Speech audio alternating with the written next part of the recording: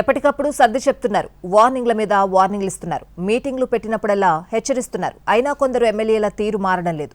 ఈ వ్యవహారం చంద్రబాబుకు చికాకు తెప్పిస్తోందా? త్వరలోనే అతిపెద్ద అస్త్రాన్ని బయటకు తీయబోతున్నారా? ఇంతకీ టీడీపీ అధినేత ఏం చేయబోతున్నారు?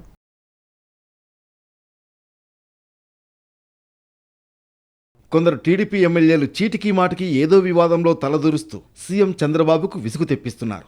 దాంతో సదరు శాసనసభ్యుల తీరుపై ముఖ్యమంత్రి తీవ్ర అసహనం వ్యక్తం చేస్తున్నారు. ఇటీవల కొందరు ఎమ్మెల్యేలు వివాదాల్లో ఇరుక్కున్న వార్తలు సంచలనంగా మారాయి. ఒక ఎమ్మెల్యే ఎస్పీ ఆఫీసులో గంటలు గంటలు కూర్చుని డిమాండ్లు చేశారు. మరో ఎమ్మెల్యే మహిళా వివాదంలో ఇరుక్కున్నారు. ఇంకో ఎమ్మెల్యేపై అవినీతి ఆరోపణలు వచ్చాయి.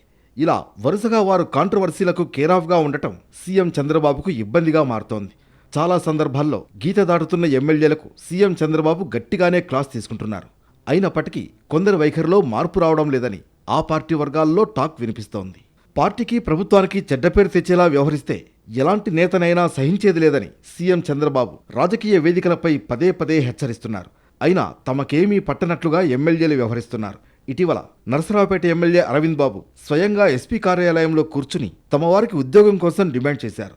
ఈ వ్యవహారం ముఖ్యమంత్రికి తీవ్ర అసహనం కలిగించినట్లు సమాచారం. దాంతో వివాదాల్లో తలదూర్చే ఎమ్మెల్యేలకు సీఎం సూచనలు చేశారు. పరిస్థితిని బట్టి యోగా ప్రాక్టీస్ చేయాలని, భావోద్వేగాలు అదుపులో ఉంచుకోవాలన్నారు. వివాదాలకు దూరంగా ఉండేందుకు అవసరమైతే యోగా చేయాలని సీఎం స్వయంగా చెప్పడం రాజకీయ వర్గాల్లో చర్చనీయాంశంగా మారుతోంది. మరోవైపు కొందరు ఎమ్మెల్యేలు చాలా హైపర్గా ఉంటున్నారనే టాక్ వినిపిస్తోంది.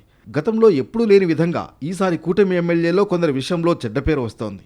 జనసేన ఎమ్మెల్యేలో కొందరి వైఖరిపైన సీఎం చంద్రబాబు అసంతృప్తి వ్యక్తం చేస్తున్నారు. ఇటీవల వివాదాల్లో ఇరుక్కుని వార్తల్లో ప్రముఖంగా నిలుస్తున్న శాసనసభ్యుల జాబితా పెరిగిపోతోంది. ఒక కాంట్రవర్సీ ముగియకముందే మరో గొడవ తెచ్చిపెడుతున్నారు. మొత్తంగా సీఎం సూచనలతో సదరు నాయకులు తీరు మార్చుకుంటారా, లేక ఒకరిని చూసి మరొకరు పోటీపడి రచ్చకెక్కుతారా అన్నది చూడాలి.